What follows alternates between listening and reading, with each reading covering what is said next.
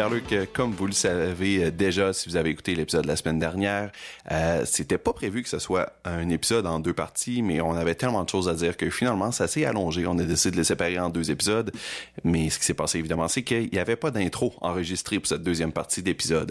Donc, voici ce qui va faire office d'intro pour aujourd'hui. On continue la saga de Jolo avec Vanessa. Si vous voulez nous encourager comme d'habitude, vous pouvez aller au ko-fi.com/manger les riches, c'est ko-fi.com/manger les riches. On est en plein développement, en pleine écriture de la saison 2 du podcast, donc vos encouragements et votre support financier sont les bienvenus. Mais là, j'arrête de vous quêter et je vous laisse écouter la deuxième partie de la folle saga de Jolo, le milliardaire criminel fugitif malaisien. Bonne écoute! Toutes ces dépenses-là, 100 millions pour IMI, les parties, les cachets des artistes, ça coûtait très cher. Ça commence à monter, ouais. Et c'est pas les restants du 700 millions du deal avec Petrocetti qui ont permis de financer tout ça. Puis de toute façon, comme on disait, Jolo, c'est le genre de capitaliste pour qui c'est jamais assez. C'est le fait d'accumuler de l'argent qui l'intéresse plus que ce qu'il peut en faire. Donc, le scam, évidemment, de 1MDB est beaucoup plus gros que ça. Je passe les étapes suivantes quand même rapidement, là, parce que, bon, l'épisode est déjà long et aussi, c'est un peu technique et je devine que le public de Manger les riches ne sont pas passionnés par les tableaux Excel. Non, tu peux pas passer de Buster Rhymes à des tableaux Excel. Mais je vais survoler les faits saillants. Okay. Si vous voulez plus de détails, j'invite à lire le livre, là, mais je vais en dire les grandes lignes. Donc, premièrement, avec les 700 millions originales, il a quand même essayé d'investir dans des business legit. Là. Il a acheté l'hôtel L'Ermitage à Beverly Hills. Il a essayé de développer des vrais projets pétroliers aussi. Il a investi dans le divertissement. Je pense que jusqu'à un certain degré, Jolo, comme beaucoup de fraudeurs, pensait qu'elle allait réussir à se renflouer et à rembourser cet argent-là qu'il avait volé. Il était confiant, ouais, c'est ça. Je pense sincèrement, parce que c'est le cas de la plupart des fraudeurs qui volent de l'argent, ils pensent qu'ils vont réussir à placer cet argent-là, à le faire fructifier et à rembourser tout le monde et à se mettre riche. T'sais. Fraudeur et narcissique un peu, là. Tu développes une très, très grande confiance en tes capacités puis tu penses que tu as toujours cette longueur-là d'avance sur les autres. Là. Exactement. Mais c'est à peu près l'histoire nous le montre, jamais ça qui arrive. Donc, éventuellement, Lo et 1MDB avaient besoin de plus d'argent pour ses dépenses personnelles, mais aussi parce qu'il y avait beaucoup de silence à acheter. Plus ça allait, plus qu'il y avait de gens impliqués dans ce scam-là et donc il devait payer tout le monde pour que tout le monde se taise. Comme le prince Turki, comme Tarek Obaïd, comme Riza Aziz, comme Najib, comme Rosma. Ça, c'est intéressant. C'est là qu'entre en scène Goldman Sachs. Ben voyons! Donc, je sais que tu connais Goldman Sachs, ben oui. Mais pour ceux qui connaîtraient peut-être pas, c'est la deuxième plus grosse banque d'investissement au monde en termes de revenus. Pas juste aux États-Unis, au monde carrément. Hein, ouais. Et je cite Wikipédia, Manger les riches a des sources très sérieuses. L'entreprise a été critiquée pour son manque de normes éthiques, sa collaboration avec des régimes dictatoriaux, ses liens étroits avec le gouvernement fédéral des États-Unis par le biais d'un pantouflage de ses anciens employés. Pantouflage, c'est-à-dire que les employés passent de un à l'autre sans retenue, et ainsi que pour avoir contribué à la hausse des prix des matières premières par la spéculation sur les marchés à terme. Aussi, ils ont dû verser 550 millions en 2010 parce qu'ils ont été partiellement tenus responsables de la grande crise économique de 2008. Et honnêtement, ça, c'est un des 2 millions de scandales de Goldman Sachs. Oui. Tu pourrais écrire des livres et des livres sur les scandales auxquels ils ont été mêlés. Je crois pas trop aux théories du complot, là, mais si les Illuminati existent, ils ont une carte de débit Goldman Sachs, c'est assuré. Donc, en 2009, on est en pleine crise économique aux États-Unis, partiellement causée par eux, et ça déborde dans le reste de l'Occident aussi, cette crise économique-là. Et ça a 2 conséquences fâcheuses pour les banquiers et les investisseurs. D'une part, le gouvernement américain serrait la vis aux banques et ils étaient plus surveillés qu'avant. Et deuxièmement, les perspectives de croissance aux États-Unis étaient moribondes à court terme.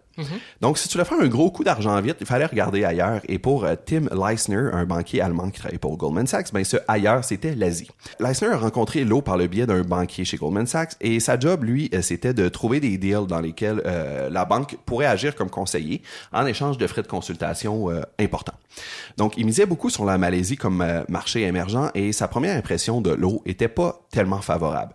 Il trouvait que Lo avait l'air d'un personnage louche qui cherchait à faire des coups d'argent rapides sans risquer son propre argent, ce qui était sûrement une bonne évaluation. Ben, c'est ça. Mais ce qui est moins bon, c'est qu'il a décidé de faire affaire avec pareil. Pourquoi? Parce que l'attrait du gain est trop fort. C'est tous des épais.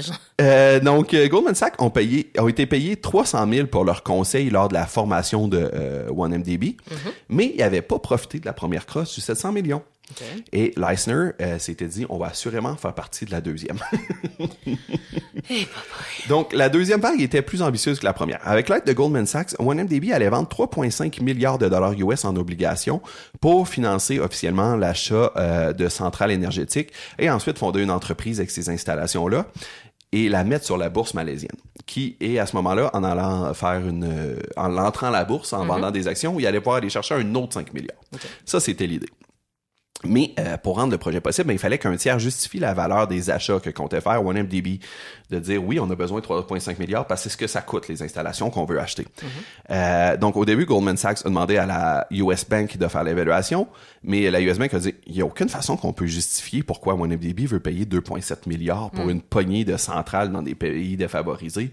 C'était des centrales en Égypte, il était comme c'est injustifiable comme évaluation. Donc Goldman Sachs, en fait, tant pis, on va la faire nous-mêmes l'évaluation. En plus d'aider 1MDB à récolter le capital. Pourquoi il acceptait de faire ça? De se mettre à risque comme ça? Ben, normalement, les frais pour ce genre de tâche-là, de ce contrat-là, ça aurait été à peu près 1 million. Là, il était payé 190 millions. Ah ouais? OK!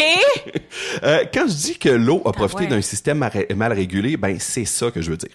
Normalement, ça aurait été à Goldman Sachs de sonner l'alarme puis de faire « Hey, je pense qu'il y a de la fraude ou du blanchiment d'argent dans ce cas-là.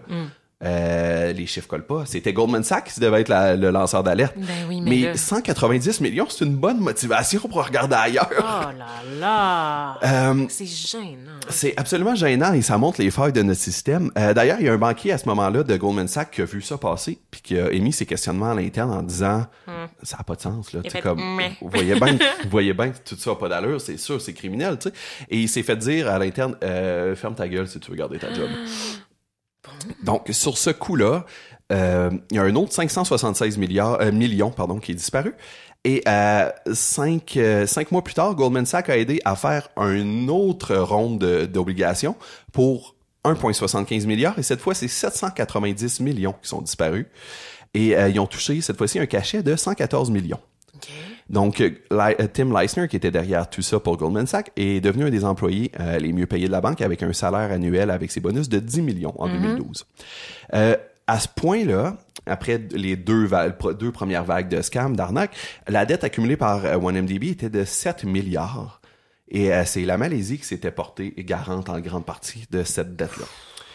La dernière phase, oui, c'est fou, c'est des chiffres qui donnent le vertige. Oui, parce que c'est un pays entier, man. Ouais. La Malaisie, come on, là. C'est fou. C'est l'économie d'un pays, là. Puis tous des gens innocents qui se doutent de rien, qui sont pris en otage, là, sans même le savoir. Riches, qui vivent pas avec des gros revenus. 7 milliards de plus de dettes pour le Québec, ça serait un gros coup dur. Ouais. Pour la Malaisie, c'est atroce. Oh my God. La dernière phase de l'arnaque a eu lieu en 2013, alors que Najib faisait campagne pour sa réélection. Et il était encore, malgré tous les achats de vote qu'il avait essayé de faire avec 1MDB, il était encore plus impopulaire qu'il était. Puis il y a une histoire qui me fait rire, où l'eau organisait un party dans l'état de Penang, dont il venait, pour attirer les faveurs des électeurs qui tournaient le dos à Najib Razak. Et le clou de ce spectacle-là, c'était un concert de Psy, le gars de Gangnam Style. Oui! Qui était plus relevant, j'imagine, en 2013. Oh mon Dieu, iconic. Et Najib Razak a fait la présentation de Psy, il est monté sur scène, il a dit « Avez-vous hâte à Psy? Ouais! Avez-vous hâte à notre élection? » Et le monde a crié « Non! » Impossible, c'est vrai? Oui. Iconic. Behavior de la foule, wow! Ils sont venus pour le spectacle, mais il n'y avait aucun intérêt pour Najib Razak. Ça c'est drôle, ça c'est bon. C'est très drôle. L'humiliation de cet homme qui se croyait tout permis me fait beaucoup rire. Donc, il fallait beaucoup d'argent pour financer la réélection de Najib, et avec Goldman Sachs, ils ont fait une nouvelle levée de fonds, cette fois pour 3 milliards. Goldman Sachs a fait 300 millions de profits. Si tu comptes bien, ça fait 600 millions de profits en un an. Et les experts externes estiment que c'est 200 fois le tarif normal que Goldman Sachs aurait dû toucher. OK. Ce qui est cinglé. Najib a été réélu, mais il a perdu le vote populaire. OK. Et malgré le concert de Psy, il a aussi perdu l'état de Penang. Donc, il a été gardé au pouvoir, en fait, malgré qu'il avait perdu le vote populaire, parce que le vote de la communauté malaise, dans les régions rurales, valait plus que le vote des minorités chinoises et indiennes, mais surtout chinoises. Comme ça peut être le cas avec le collège électoral aux États-Unis, par exemple. Ou même ici, où le vote à Montréal vaut moins qu'un vote en région éloignée. Donc, finalement, le 1M, le One Malaysia dans le 1MDB a pas vraiment fonctionné parce que, encore une fois, les minorités ethniques de la Malaisie tournaient le dos à Najib Razak et ils sont partis. Et malheureusement pour Lo et Najib, tout ça était rendu trop gros pour pas attirer l'attention. Donc la chute s'en vient. Mais avant de parler de la chute de 1MDB, on va rêver un peu en parlant des dépenses farfelues de Lo. Oh là là, je suis toute oui.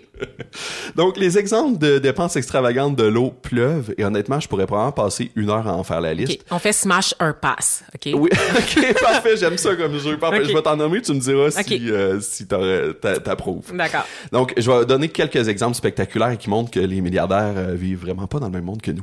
Donc, Lo a pas perdu de temps à devenir dépensier. 3 semaines après le premier vol avec 1MDB, il a organisé une soirée de pré-célébration de sa fête au Palazzo, qui est un hôtel neuf Smash. à ce moment-là à Vegas. Il a fait venir une 20aine de playmates en avion partout aux États-Unis. Dieu, God. Elles étaient payées 3000 $ chaque. C'est pas tant que beaucoup. ça, c'est pas C'est tant vraiment que pas beaucoup. Plus leur frais. Voyons, je suis payé plus quand je vais à Silence on joue. Ça pas rapport. Pour à peu près le même temps, le même engagement. Et tu peux garder ton linge aussi. Sinon, on joue, demande pas de te déshabiller dans la piscine. Non. 3000 plus le voyage et tout ça. Et il les a donné en bonus 1000 $ en jetons chacune à jouer au casino. Mais là, c'est le hasard, fait que c'est pas super. Ben, Mais tu peux le encaisser, récupérer, ouais, si tu peux tu veux. l'encaisser à la fin. C'est vraiment pas beaucoup, là. Fait que ça, c'est passe. Franchement. Ça, c'est passe. Non, T'aurais non. pas accepté ça. Non, ok, passe. parfait. Je retire le smash du début, là. Parce que j'aimais l'idée de pré-anniversaire, which is iconic. Ouais. Mais non, là, il y a du monde exploité ici, puis c'est évidemment les femmes. Oui. Et je sais que cette histoire de playmate invité dans un party privé dans une suite au Palazzo, on se dit ouh, ça va finir en Gilbert Rozon tout ça. Mais non, apparemment Je ne suis pas cet homme, répondrait Jolo. Apparemment qu'elles ont été payées à regarder Jolo et Leonardo DiCaprio jouer au baccarat toute la soirée wesh. et que tout le monde avait l'air de s'emmerder dans ce party-là d'une façon pas pauvres possible. femmes. Pourquoi ils fourrent pas ensemble, les deux, genre, les gars? Absolument. Les Playmates, il y en a une qui a témoigné puis elle dit c'est un des parties les plus étranges auxquels j'ai assisté. Personne n'avait l'air d'avoir du fun et Lo était intimidé par les femmes. Oh mon Dieu. Mais c'est ça, il est vierge, là. Non, ben il y a des enfants, fait que je devine Ah, que- merde, en tout cas, ok. il a dû faire l'amour au moins 2 fois. OK. Faire l'amour, c'est peut-être généreux, là, mais en tout cas, Ouais. faire le sexe. Oui, c'est ça. En termes de dépenses extravagantes, ça reste encore raisonnable, par contre, mais c'est juste le début. En février 2010, il a organisé une fête pour Paris Hilton. Paris Hilton, on le rappelle, qui est connu avant tout pour être la star de House of Wax. Ouais, aussi de Simple Life. Non, réduit pas. Elle a fait beaucoup de choses. Elle a des très bons singles. Oui. Stars Are Blind, iconic. Très bon. Révolutionner le monde de la musique, Mais oui. pour Jolo, c'était la star de House of Ah, Wax. d'accord. Donc, il a invité Paris pour sa fête dans sa suite pour lui offrir une montre Cartier. Voyons. Et- Smash. OK. Déjà Smash, parce que c'est juste la moitié de son Ah, cadeau. fuck. OK. L'autre moitié, c'est il a payé 250 000 $ en jetons de casino. OK. Et il a passé la soirée à payer le cristal, le bar open à tout le monde dans le bar. Smash de ces smash. Voyons, what's not to love? Puis elle a rien à faire, là, pas de service sexuel. Là. Jusqu'à preuve du Officiellement, contraire. personne n'a dit qu'il y avait eu de relation sexuelle entre Eh les deux. ben. C'était son ami. Eh ben, je comprends Paris d'avoir dit oui. Oui, Ben oui, je peux comprendre. La même année, en 2010, donc, il a payé 35 millions pour un jet privé, complet avec une chambre et un fax, les essentiels. Fax, wow. J'imagine qu'il y a des places à qui faisaient affaire qui utilisaient le fax. Sûrement le gouvernement du Québec, oui. Peut-être, oui. Oui, sans doute. Cet été-là, il a aussi fait le party à Saint-Tropez. Saint-Tropez? Tropez, Ouais, je sais Tropez, jamais. les deux, En tout les cas, deux se disent, on s'en fout. Merci de me dédouaner. Ouais. Je n'évolue pas dans ces sphères-là. Ouais, c'est correct. Un soir de juillet 2010, il était à Les Caves du Roi, qui est un bar clinquant et célèbre de Saint-Tropez. C'est un bar où tout est plaqué or, les colonnes, le toit est plaqué Les Caves or. du Roi, c'est ça? Les Caves du Roi, Oh là exact. là. Fait que ça donne une idée du genre d'emplacement. Mais tout le monde a 108 ans dans ce bar-là, je peux pas croire. Mais Les messieurs ont 108 ans, puis les filles ont genre 18. Fait que la moyenne est comme de 40. Oui, c'est ça. Exact. Et la mode dans ce temps-là, en 2010, c'était les parades de bouteilles. Ouais. Tu connais le concept? Moi, je connaissais pas. Ben, il y a beaucoup de chansons, là, de bottles, là, dans les années 2010. là. Ben, moi, je connaissais le bottle service, mettons. Ouais. Mais le parade, c'était un niveau de plus où si t'achetais assez de bouteilles de champagne, des mannequins ils venaient les porter à ta table, faisaient comme une espèce de petit défilé avec des sprinklers plantés dans les bouteilles de champagne. Je pensais sur leur tonton, genre. Oui, bien sûr. Ouais, oui, là, Pendant que le DJ criait ton nom. Moi, je trouve ça a l'air d'un cauchemar, là. Ouais, mais ça c'est très cohérent avec les années 2010. Ouais. Ah, ouais. Mais moi, je trouve que c'est comme l'équivalent de te faire Passe. chanter Bonne Fête, genre au Nichols. mais plus cher. Au Tres Amigos avec un sombrero. Exact. Nichols, c'est quoi le petit nanan que t'as? Je le sais pas, c'est quoi? La petite main de René? Ça n'a pas appartenu à la famille Angélil à un moment donné? Je pense que Céline a vendu ses parts dans Ah, Nichols ok, d'accord. Mais oui, c'était à eux à un moment donné. Ok. J'aime beaucoup la petite main de René. Il y avait un sandwich aussi de quoi de même qui s'appelait le Céline dans le temps. En tout cas, Oh, peu God. importe. Si vous allez au Nichols... Steak, blé d'Inde, patate, le sandwich. La mode des Bottle Pirates, apparemment, c'est beaucoup Jolo qui l'a popularisé à New York dans ses folles dépenses de club. J'aimerais ça qu'il s'excuse. Qui s'excuse. Pour ça, spécifiquement. Sauf que l'histoire finit pas là, parce que ce soir-là, à les Caves du Roi, il y avait un autre milliardaire dans la pièce. Ouh. Et c'est devenu une guerre de surenchère. Oh my God. De qui allait payer le plus de champagne. Non. La même affaire est arrivée à Jolo l'été d'avant dans ce bar-là, puis il avait perdu la guerre d'enchères. Fait que cette année-là, il s'est dit, je la perds pas, c'est sûr. Il a gagné, mais ça a coûté, tiens-toi bien, 2 millions d'euros en champagne. Ça n'a pas de sens. C'est plus de champagne que ce qui se buvait en une semaine dans le bar. Ben voyons donc. Mais c'est ça. C'était juste acheter les bouteilles puis rester là. Puis qui ont probablement Se jeté. dévisager, genre. Parce qu'ils ont débouché des bouteilles de champagne qui ont probablement juste resté là, puis qui ont vidé dans le lavabo le lendemain, là, tu sais. D'ailleurs, il a déjà envoyé 23 bouteilles de champagne à la table de Lindsay Lohan dans un bar. Et même pour Lindsay Lohan, ça me semble exagéré. 23 bouteilles. Oh mon Dieu! Ben, ceci explique cela. Non, c'est une joke. Oui, on va pas shamer l'alcoolisme, mais j'y ai Pas pensé du tout. aussi. On adore Lilo. J'irai pas jusque-là non plus. Non, mais... arrête, là. Freaky Friday, là. Freaky Friday. J'étais indifférent. Il y a aussi la fois qu'il cruisait Elva Xiao, ça se prononce Xiao, ça s'écrit H-S-I-A-O. Ça se prononce donc Elva Xiao, qui était une chanteuse taïwanaise, une très populaire à Taïwan. Okay. Il a essayé de financer sa carrière en Occident et ça n'a pas fonctionné. Donc, il cruisait Elva Xiao. Il y avait déjà une blonde en Malaisie, mais tu sais... On s'en fout. Who cares? Quand t'es riche comme ça. Il faisait venir sa blonde souvent aux États-Unis, en fait, mais était enfermé dans la chambre d'hôtel la majorité du temps parce qu'il voulait pas qu'elle voie les parties auxquels il prenait part. Donc, mon Dieu, c'est quoi cette vie-là? Cette pauvre femme. Okay. Oui, c'est une des rares personnes pour qui j'ai de la peine dans toute cette histoire. Donc, Jolo a invité Elva Xiao à souper sur la plage à Dubaï. Il a fait écrire leur nom en chandelle sur la plage et il y avait une table qui avait été disposée. C'est quétaine. C'est dégueulasse, arc! La table était recouverte de fleurs et de chandelles. Et pendant qu'il soupait, il y a une femme qui jouait de la harpe et du violon. Et le violon était incrusté de pierres précieuses, évidemment, tout le long du repas.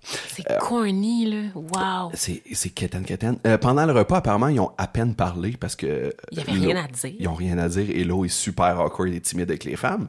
Fait qu'ils faisaient juste manger en silence pendant que la fille leur jouait du violon puis de la harpe. Et à la fin de leur souper, il y a un hélicoptère qui est apparu. Il y a 2 hommes en tuxedo qui ont sauté en parachute de l'hélicoptère puis qui ont atterri à côté de la table. C'est pas possible. Ils ont détaché leur parachute et ils sont venus présenter à Chao un collier en or et en diamant.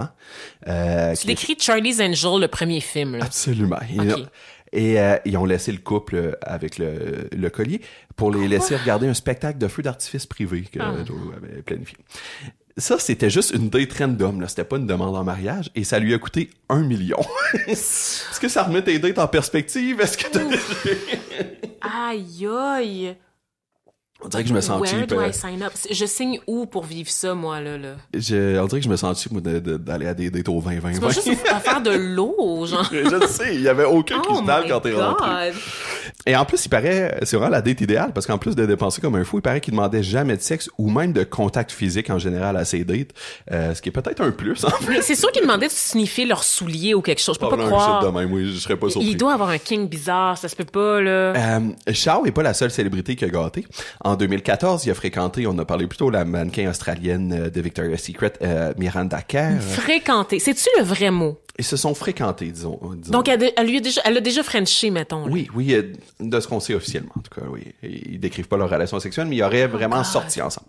Miranda Kerr, en fait, son intérêt, c'est qu'elle voulait de développer sa marque de cosmétiques Cora. Elle était aussi un peu en rebound d'Orlando Bloom. Et donc, c'est ça, elle disait que pour développer sa marque, ça nuirait pas de sortir avec un milliardaire super dépensier. Quelle horreur! Elle lui a offert en tout 8 millions de dollars en bijoux au cours de leur relation. Il a aussi fait beaucoup de cadeaux à son vrai amour, Leonardo DiCaprio. Léo l'a initié à l'art et Lo s'est lancé tête première. Il s'est même acheté la toile Dust Heads de Jean-Michel Basquiat pour la somme record à l'époque de 48,8 millions de dollars. What? Googlez-le, le Dust Heads de Jean-Michel Basquiat. Vous avez déjà vu ça, c'est sûr, c'est une œuvre super célèbre. Oh my God. Il a aussi offert beaucoup d'autres œuvres d'art à Léo. Et il a également acheté l'Oscar de meilleur acteur que Marlon Brando avait remporté pour On the Waterfront. Qui avait donné à... Littlefinger? Qui est allé chercher? Ça se peut, ça, je sais pas. Et c'était vendu, t'as pas le droit techniquement de vendre un Oscar, mais c'était sur le marché noir là, pour 600 000 et lui achetait ça pour le consoler parce que il avait pas encore sa statuette de meilleur acteur, le pauvre Léo. Pour Léo? Oui. Il a acheté une statuette, un Oscar. De meilleur acteur vu que Léo avait pas réussi à avoir le sien encore. Ce que tu me dis se peut pas. Et est-ce que c'est vrai? C'est vrai? C'est vrai. Il l'a remis aux autorités. On va en parler plus tard, mais il l'a remis plus tard son Oscar aux autorités. Attends, mais il l'a gardé pendant un bout, là. Léo, oui, bien sûr. Puis moi, c'est ça qui me fait, qui m'a un peu désillusionné. Ben, désillusionné. Pas que j'admirais Léo particulièrement, mais ça m'a un peu désillusionné parce que pendant qu'il faisait la promotion de Wolf of Wall Street, il dénonçait, tu sais, les excès des milliardaires puis de la richesse puis Léo, du capitalisme sans bride. Hey, mais c'est ça, c'est exactement, c'est ça l'hypocrisie. Il se rendait dans le jet privé de Jolo à certaines de ses conférences de presse là, ou tu sais, de junket de presse, puis il acceptait des cadeaux de plusieurs millions de Jolo. Et son hostie de discours environnementaliste à Léo, là, alors qu'il passe sa journée sur des yachts, puis là maintenant des jets privés de fraudeurs. Aïe aïe. Okay. Exactement, avec l'hypocrisie. Mon Dieu, ça me donne mal au cœur. Mais la plus grosse dépense de Jolo, tu me diras ça si c'est Smasher Pass, c'est sans doute le super yacht qui s'est fait construire sur mesure, baptisé Equanimity. Equanimity en anglais, ça veut dire, ça se définit comme l'égalité d'humeur, surtout face à des situations difficiles. OK, ça c'est cute. C'est cute. Alors le yacht comprenait un gym, un cinéma, un sauna et une plateforme d'atterrissage pour hélicoptère. Le navire conçu sur mesure, Jolo a même choisi les matelas dans les chambres, lui a coûté 250 millions. Alors, Smasher Pass. Ah, c'est difficile. C'est parce que c'est vulgaire. C'est vraiment moi, vulgaire. Moi, honnêtement, ça me dégoûte. On fait des blagues, là, mais tu comprendras que la teneur de ce podcast... non, ça va être un pass. Ça va être un pass. 250 millions pour un bateau quand des gens crèvent de faim, c'est dégueulasse, c'est dégoûtant. Là. Mais en tout cas, ça a été une bonne dépense pour lui. Ça lui a été très utile. Tu vas voir pourquoi dans le prochain chapitre. Parce qu'on arrive au chapitre de la chute de Jolo. Donc, avant de faire cette parenthèse vie de milliardaire, je disais que l'arnaque s'en venait trop grosse pour être cachée. Thank God. Et le premier domino de la chute, ça a été Xavier Justo. Puis si tu te souviens pas c'est qui, je te rassure, j'en ai pas parlé. Ah ok, c'est ça, j'allais dire. Normal. Donc Justo, c'était un ami de Tarek Obaïd et un ex-employé de Petro Saudi. Donc lui, Justo, on lui avait promis des millions pour mettre en place le bureau de Petro Saudi à Londres, mais il a pas reçu l'entièreté des sommes qui avaient été promises.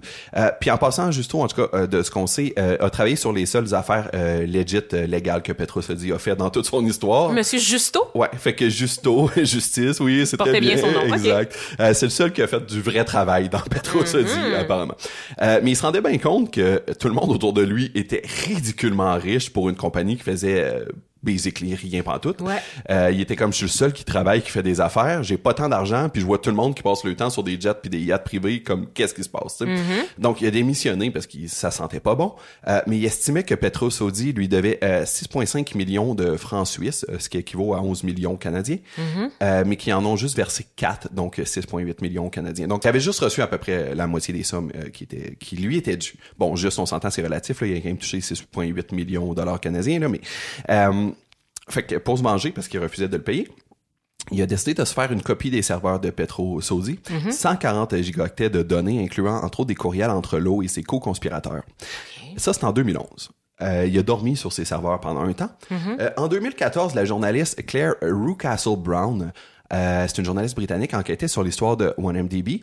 Elle est britannique, mais elle a passé une partie de son enfance à Sarawak, là, qui est une ancienne colonie britannique qui fait maintenant partie de la Malaisie. Et puis elle a gardé un grand attachement, puis un grand intérêt pour la région, puis elle a continué à couvrir cette région-là du monde qui est vraiment très peu couverte, en fait, surtout par la presse occidentale, au fil des années. Donc, Justo, lui, cherchait un acheteur pour ses données. Question de se rembourser lui-même l'argent qu'il jugeait lui être dû. Donc, il a rencontré Claire Rucastle-Brown, qui avait commencé à enquêter cette histoire-là, qui sentait pas bon. Elle eu entre autres le déclic quand on a vu des entrevues avec McFarlane et Riza Aziz qui parlaient du financement de Wolf of Wall Street. Puis comme leur témoignage colle pas, des fois ils disent que c'est de l'argent qui vient d'Arabie Saoudite, des fois d'Asie. Qui est Joe Lowe qu'on entend parler des fois. Fait qu'elle a commencé à creuser puis elle a vu qu'en tirant sur le fil qu'il y avait beaucoup plus qu'elle pensait. Donc elle a rencontré Xavier Justo qui voulait lui vendre 2 millions son serveur. Elle avait pas cet argent-là, mais elle a commencé à chercher un acheteur. Et puis là, c'est là où je me dis, ça tient un peu de choses parce que Lowe a probablement entendu parler de toute cette histoire-là, tu sais, que Xavier Justo était en colère, il voulait se faire payer l'argent qui était dû. Et 2 millions, c'est une goutte d'eau, tu sais, dans tout le scam. Il a volé des milliards. Il aurait pu verser 2 millions Xavier Justo et probablement qu'on n'aurait pas su le 3/4 de ce qu'on sait maintenant. C'est fou à quel point... Mais c'est ça, c'est comme un séraphin, là, tu sais, il veut pas. Puis c'était rendu tellement en dessous de lui, ces petites affaires-là. Tu sais, passé son temps à se tenir. Il a même réussi à organiser des visites d'Obama en Malaisie, là, tu sais. Fait qu'à un moment donné... Barack aussi? Ben, Barack, ses liens sont vraiment plus ténus, je dirais. Mais tu sais... Quand il a vu que ça sentait mauvais, il a vraiment coupé les liens avec Najib Razak, là. Mais il avait quand même, tu sais, Lowe avait quand même réussi à embarquer des gens proches d'Obama pour essayer de le convaincre de visiter la Malaisie.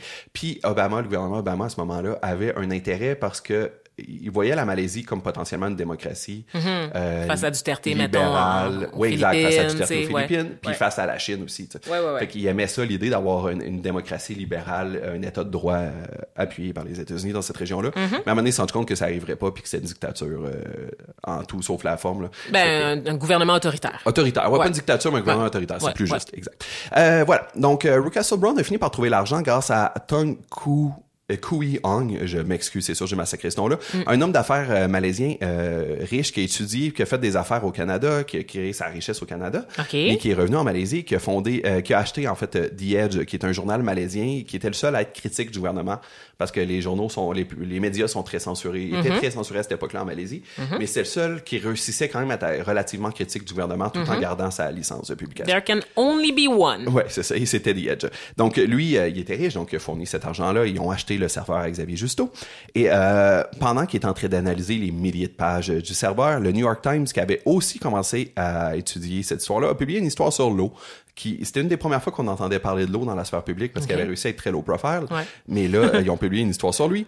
Et voilà, fait que c'est ça. Donc là, le tout quand ça se resserrait. Et le 28 février 2015, Claire Russell Brown a publié sur son site un article qui s'intitule Heist of the Century, qui décrivait en détail le coup de 2009 avec Petroceudi, donc la première vague d'arnaque. C'est ça qu'elle avait réussi à démasquer jusque-là. À ce moment-là, l'eau, il s'est dépêché à quitter la Malaisie. Et Najib s'est mis à faire face à beaucoup de pression, autant à l'interne au sein de son propre parti, parce qu'il y avait des factions qui étaient contre lui, que de la part de la population. Une enquête policière par les forces malaisiennes a révélé au printemps 2015 que Najib Razak avait reçu plus d'1 milliard dans ses comptes personnels entre 2011 et 2014. 1 milliard dans un compte personnel, c'est fou. C'est 1000 millions, là. Tu sais, des fois, je pense qu'on oublie que c'est 1000 millions. Non, c'est scandaleux, mais en même temps, je suis un petit peu envieuse. C'est scandaleux. C'est scandaleux. J'ai pas dit que c'était bien. Non. J'ai dit que j'étais envieuse parce que... Tu pourrais aussi aller chez Hermès et choisir tes sacs avec 1 milliard. Mais je pourrais... Moi, avec $1 milliard, je réglerais la faim dans le monde, là, tu comprends-tu? Puis il m'en resterait encore, là. C'est ça qui est fou, hein. C'est ça que je dis tout le temps, là. Je réglerais la faim dans le monde, je réglerais la crise environnementale, puis je pourrais quand même m'offrir toute une garde-robe de The Row, là. Tu sais, la marque des sœurs Olsen, pour ceux... Ah, je savais pas ça. Tu vois. Des flip-flops puis The Row, ça coûte $1,300. Ah, tu vois, tu m'éduques tellement. Tu connaissais pas The Row? Non. Oh. Je connais Jumelle Olsen. J'allais dire Girl. Tu connais quoi? Qu'est-ce que tu dis? Je connais les jumelles Olsen. Je pensais que tu disais tu connais quoi en général. J'étais comme, mais là, je connais des affaires quand même. Je connais des affaires! Juste pas The Row. Okay, d'accord. Donc, Najib, devant cette pression montante-là, il a réagi de façon autoritaire. Justo s'est fait arrêter. Xavier Justo s'est fait arrêter en Thaïlande. Il était en Thaïlande à ce moment-là, probablement sous la pression de Najib, en fait. Et pendant qu'il était en prison dans une cellule insalubre, surpeuplée, il y a des employés de Petrosaudi qui sont venus le visiter et qui ont fait signer une confession comme quoi il avait tout inventé, qu'il faisait ça pour essayer de voler de l'argent à Petrosaudi. Ça, c'était une fausse confession, mais dans les circonstances, il l'a signé. Et dans sa fausse confession aussi, il disait que non, c'est un coup monté, j'ai été payé par l'opposition pour salir Najib Razak et tout ça. Razak a aussi fait renvoyer le procureur général, fait une purge dans son cabinet, suspendu la licence de publication de The Edge et procédé à des arrestations massives de dissidents. Il a également fait condamner le leader de l'opposition à 5 ans de prison pour sodomie, qui était un crime en Malaisie. Ouais. Oui, ça je le sais, mais c'est un peu random. Ouais, mais c'est parce que c'est comme une accusation qui est difficile à prouver. Il suffisait juste que quelqu'un dise ouais, il m'a sodomisé, et voilà. C'est cheap, là, c'est rare. C'est vraiment rare. Et c'est de jeter aussi l'opprobre de c'est un homosexuel. Oui, c'est ça, of course. Oui, bien sûr. Mais l'exemple le plus grave du réflexe autoritaire de Najib Razak, c'est en septembre 2015.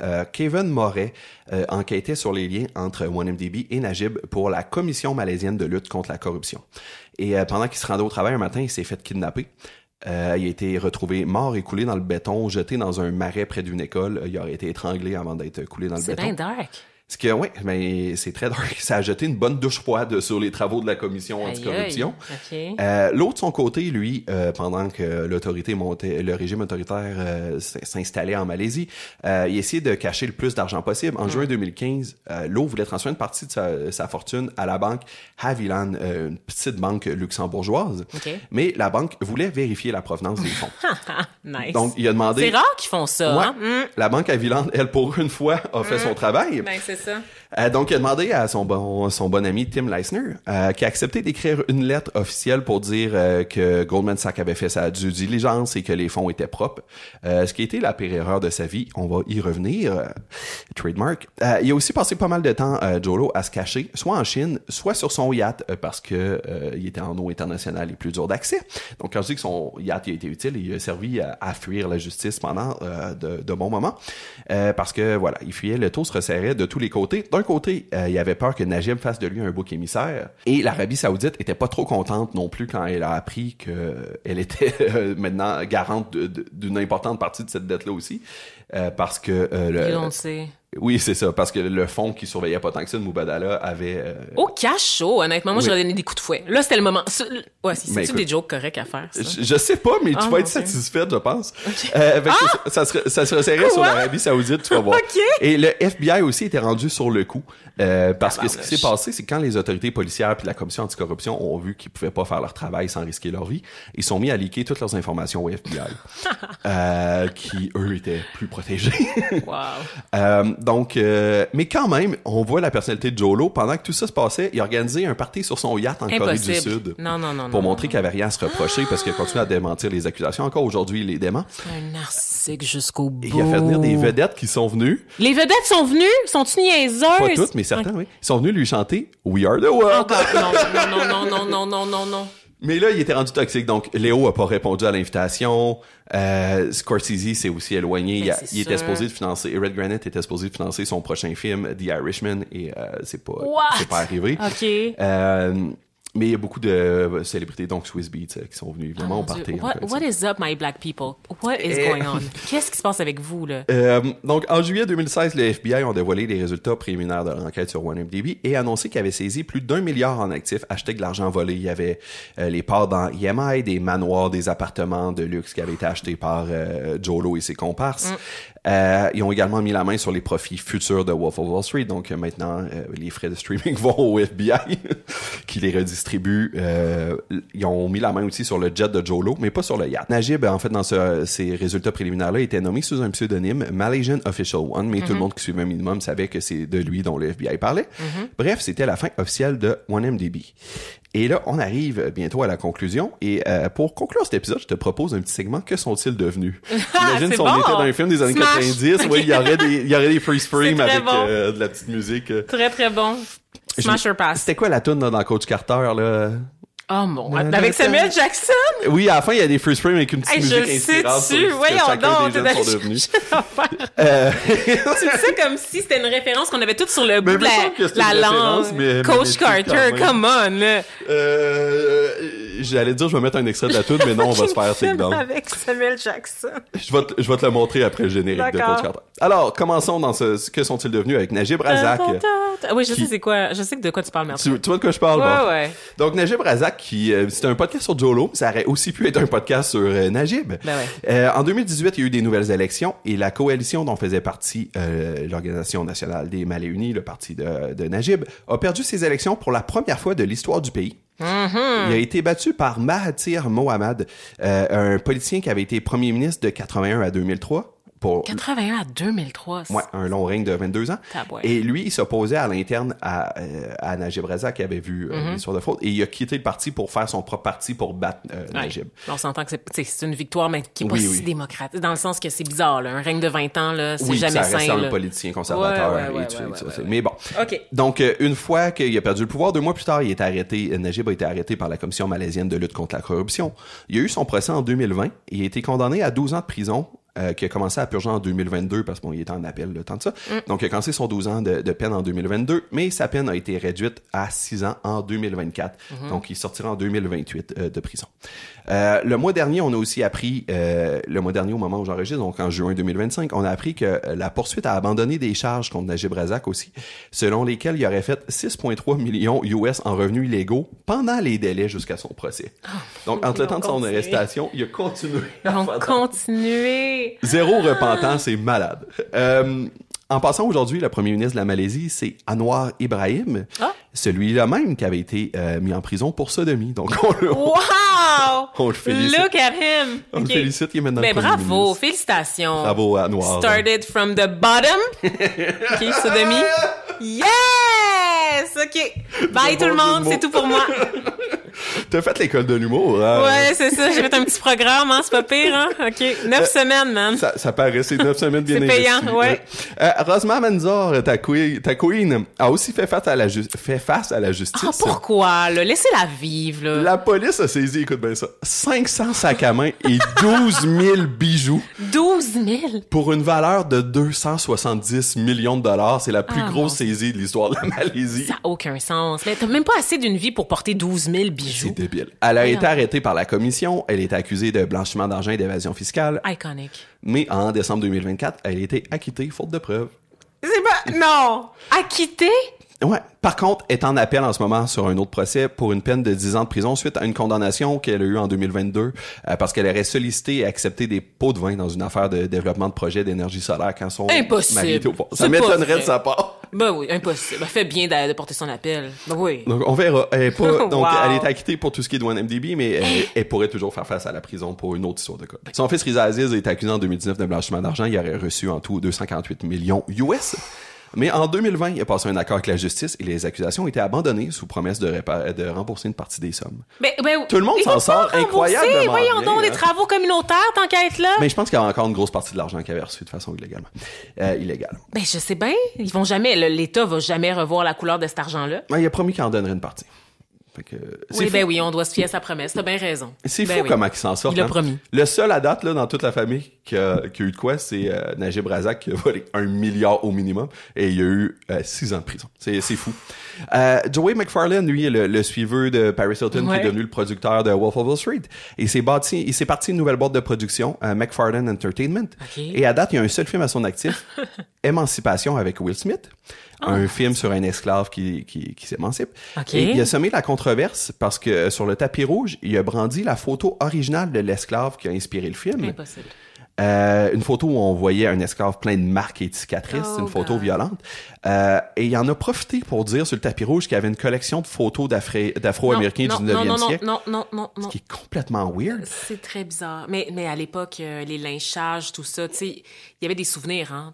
Oui, c'est ça. C'est que c'est des objets de collection pour vrai. Absolument. Parce que déjà à l'époque, quand on faisait des lynchages de personnes noires, c'était des événements publics, hein. On invitait les familles. C'était comme un pique-nique, là. C'était comme aller à un pique-nique électronique, là. Puis tu pouvais acheter des cartes postales, des parties du corps de la personne aussi.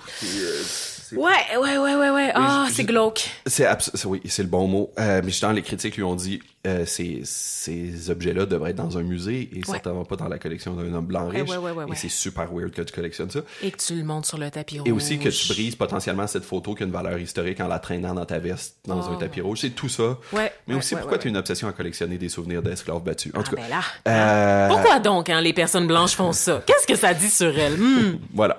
Je me doutais que tu aurais des choses à dire. Alors, fuck Joey McFarlane.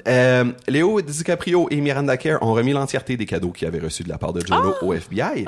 Y compris l'Oscar de Marlon Brando. Le FBI était pas au courant de cet achat-là. Et Léo est allé de l'avant pour dire non, j'ai reçu ça aussi. Il avait pas réclamé, mais il l'a remis aussi en disant... Léo, what the fuck? Oui, il en a plus besoin. Il a eu son propre Oscar pour The Revenant entre-temps. Le prince turki, lui, a été arrêté par Mohammed Ben Salman, MBS, suite à des accusations de corruption dans un autre projet qui s'appelait Riyad Metro. Et après 6 ans de détention, il a été gardé en détention 6 ans jusqu'à son procès. Et en 2023, il a été condamné à 17 ans de prison additionnelle. Je m'attendais à des coups de fouet. Mais c'est dit Ben Salman, alors. Et probablement. Je sais qu'il est friand de ça. Les informations qu'on a proviennent en fait du gouvernement de Mohammed Ben Salman, donc ils disent bien ce qu'ils veulent. Mais on se doute que ces conditions de détention sont probablement exécrables. À la hauteur des crimes commis. Oui. Mais en même temps, je veux dire, je vais pas advocate, là. Ça sera pas un cas de justice sociale, là, ces messieurs-là. Non, mais après ça, on célébrera peut-être pas la torture, mais non. Tu vas voir, on a l'autre côté du spectre, où Tim Leissner, le banquier allemand de Goldman Sachs, a été arrêté en 2018. Il a dû payer 43 millions en amende, ce qui est pas mal moins que sa fortune. Ouais, mais quand même. Mais sa fameuse lettre à Villaine, à la banque à Villaine au Luxembourg, a servi de smoking gun, en fait. Donc, quand je dis, c'était une preuve irréfutable qui était au courant de toutes les malversations parce que sciemment envoyé une lettre qui backait une fraude. Donc, à ce moment-là, il pouvait plus s'en sortir. Quand je dis que c'était la pire erreur, c'était ça. Mais vu qu'il a énormément collaboré avec les autorités et qu'il a payé 43 millions en amende, il s'en est sorti qu'une peine de 2 ans qui a été prononcée en mai de cette année. Okay. Donc, en 2027, il sortira de prison. Mais évidemment, la question qui doit être au bout de tes lèvres, c'est qu'est-il arrivé de Jolo? Les autorités ont réussi à saisir certains de ses actifs, mais vraiment pas tous. On devine qu'il est encore très, très riche, probablement à la hauteur de plusieurs centaines de millions. Il est recherché par Interpol. Oui. Il est considéré comme un fugitif. Oh, wow! Une demande d'arrestation est envoyée aux autorités de Hong Kong en octobre 2016 parce que c'est là qu'il a été caché à l'époque, mais Hong Kong a refusé la demande.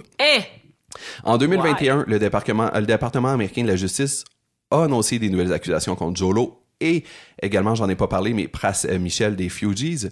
Ensemble, ils auraient fait du lobbying illégal auprès du gouvernement Trump lors du premier mandat pour faire tomber les accusations américaines contre Jolo et pour extrader un dissident chinois. Donc, il avait été payé par la Chine pour faire du lobbying auprès de l'administration Trump. Ça n'a pas fonctionné et ils se sont fait prendre.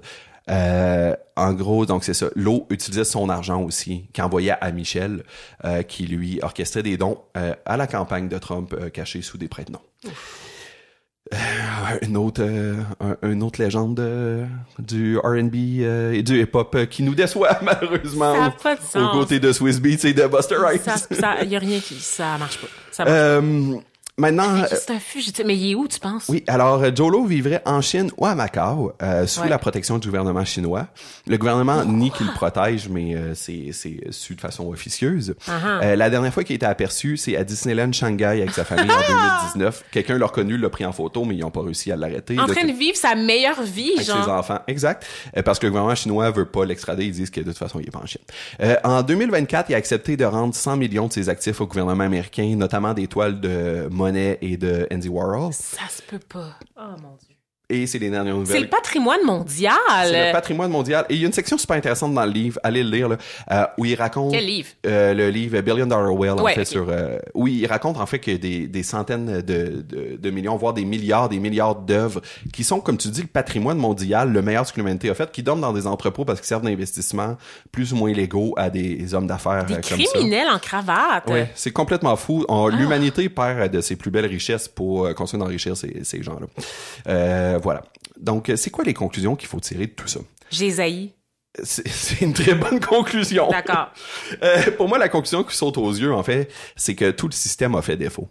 Les manigances de Jolo étaient futées, mais franchement, pas si futées que ça non plus. Il a surtout, en fait, bénéficié du fait que toutes les institutions ont détourné le regard parce qu'elles sont encouragées à le faire. Pourquoi est-ce que notre système compte sur les banques pour détecter le blanchiment d'argent et la fraude quand elles en bénéficient à premier titre à coût de milliards? C'est un système qui peut juste pas fonctionner. On demande aux gens qui bénéficient de ces arnaques-là de les dénoncer. Ça n'arrivera pas. Et c'est vrai au niveau macro comme au niveau micro. Goldman Sachs a conclu une entente avec le département de la justice pour 2,9 milliards par rapport à cette affaire-là. C'est pas rien. Mais j'ai l'impression que malheureusement, pour des institutions comme ça, c'est juste le coût de faire des affaires, en fait. Ils font tellement de bénéfices que l'amende qui arrive une fois aux 10 ans, C'est pas grand-chose. Lesnar a peut-être dû payer 43 millions et va faire 2 ans de prison s'il complète sa sentence dans son entièreté, ce qui est pas acquis non plus. Mais il a fait beaucoup plus que 43 milliards et dans 2 ans, il va être un homme libre et très, très riche. Jolo a aussi largement profité des paradis fiscaux pour camoufler son arnaque et pour protéger les sommes monstrueuses qu'il a engrangées, même après que le scandale a été dévoilé au grand jour. Et le paradis fiscaux, c'est l'explication, je vais faire un Alain Deneau de moi-même, c'est l'explication derrière beaucoup de nos problèmes actuels. On estime que 492 milliards US sont perdus chaque année dans des paradis fiscaux. Un demi-trillion par année. C'est un demi-billion, ça veut dire. C'est incroyable. Oui, c'est inconcevable comme exact, c'est ça. De l'argent comme ça, tu sais même pas qu'est-ce que ça vaut. Hein. Le Canada est loin d'avoir patte blanche dans cette affaire-là, dans l'histoire de l'évasion fiscale. On est au 5e rang des coupables avec 15 milliards canadiens qui sont perdus chaque année à l'intérieur. Imaginez l'état de notre système de santé, de nos écoles avec 15 milliards de plus chaque année, ça fait une énorme différence.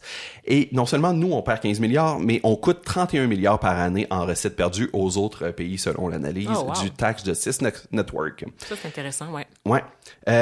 Puis tu sais, on s'est bien amusé là, en parlant des dépenses folles de champagne, puis de yachts, puis de vedettes cachées dans des gâteaux. Mais au final, c'est pas la fraude de Jolo, c'est pas un crime sans victime. Ces milliards-là, c'est la population malaisienne qui doit les rembourser en grande partie. C'est de l'argent qui sera pas disponible pour les écoles, les hôpitaux malaisiens. C'est de l'argent qui a dû être dépensé à la base aussi dans des développements d'énergie propre. C'était la mission première de OneMDB. Et c'est pas arrivé à la place, ça a été dépensé en bijoux et en Oscars sur le marché noir. Je veux avoir quand même une petite note d'optimisme. Bill McMurray, qui était l'enquêteur en chef de l'affaire OneMDB pour le FBI, a une conclusion que j'ai trouvée intéressante.